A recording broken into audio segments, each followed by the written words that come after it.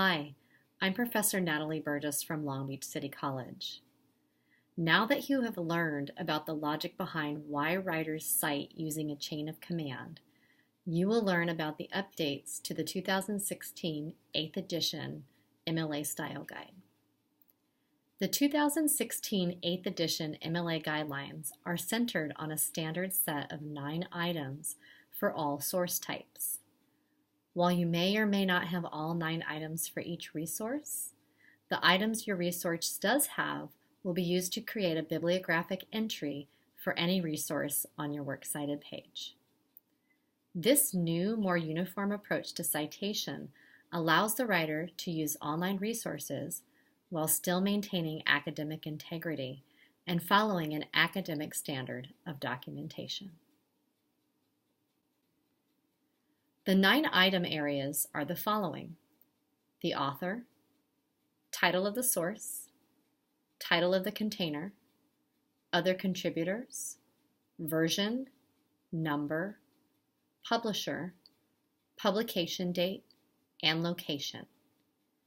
MLA requires that you put these items in the order you see listed here, with the punctuation you see here as well.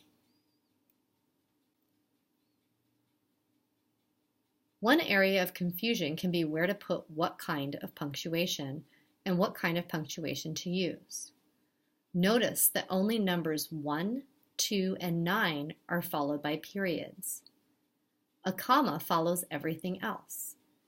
Essentially, all publication information is grouped together and separated by commas. The first 2 items that are needed are the author's name and the title of the source. If there is no author for the resource, start with the title of the source. Notice that there is a period after these items.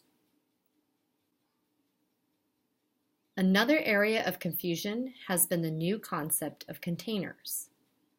According to the MLA Style Center, when the source being documented forms part of a larger whole, the larger whole can be thought of as the container that holds the source.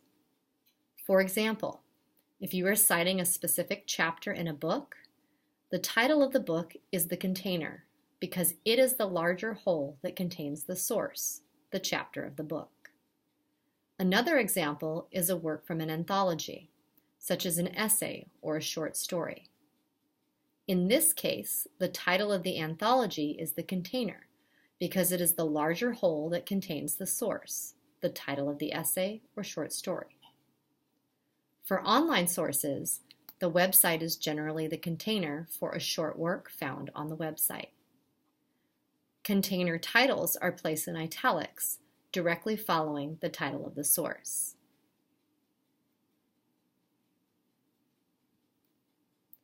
Sometimes a source has more than one container.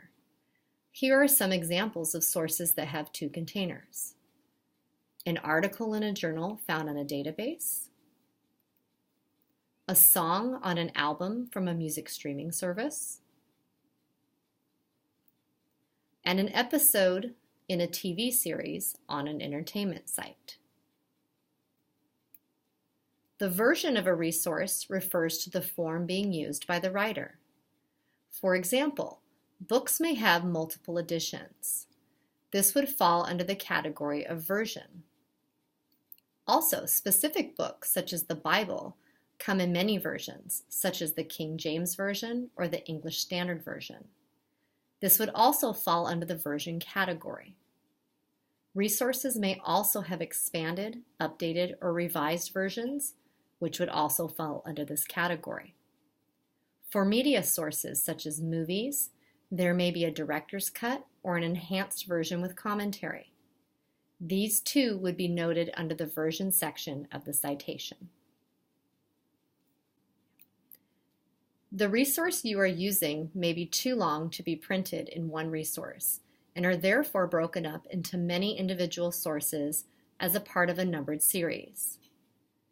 Examples of these types of sources are volumes of an encyclopedia, journals, literary anthologies, comic books, television series, or podcasts.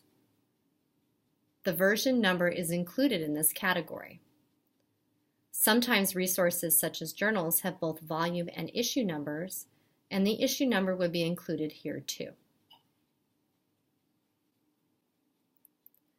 The publisher is the entity that makes the resource available to the public. For books, this information is located either on the title page or the copyright page. For websites, it can be a bit more tricky. Sometimes a publisher's name can be omitted, such as when the website's title is the same as the name of the publisher. We will cover these issues in the video for citing web pages and articles from websites. The publication date is just that, the date the resource was published. However, with online resources, there may be more than one publication date.